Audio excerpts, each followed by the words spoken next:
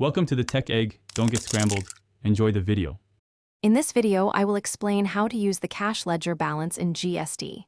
The electronic cash ledger is a crucial component for every GST-registered taxpayer.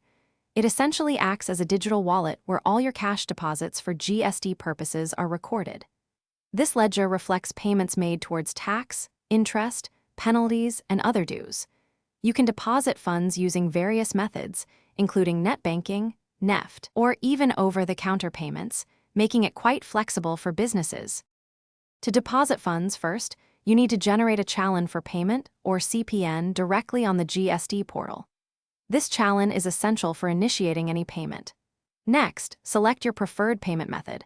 Options typically include net banking, NEFT, RTGS, or even over-the-counter payments at designated banks.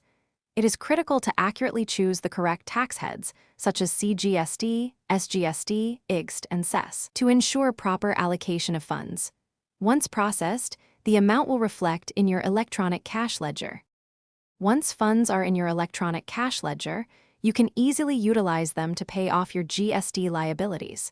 This includes not only the tax amount, but also any interest or penalties. Simply navigate to the Payment of Tax section on the GST portal. Here, you can select to offset your tax dues using the available balance in your cash ledger. If you have an excess balance, you have the option to claim it as a refund or carry it forward for future tax periods. There are a few important considerations when using your cash ledger. Firstly, remember that the cash ledger balance cannot be used to pay liabilities arising from input tax credit.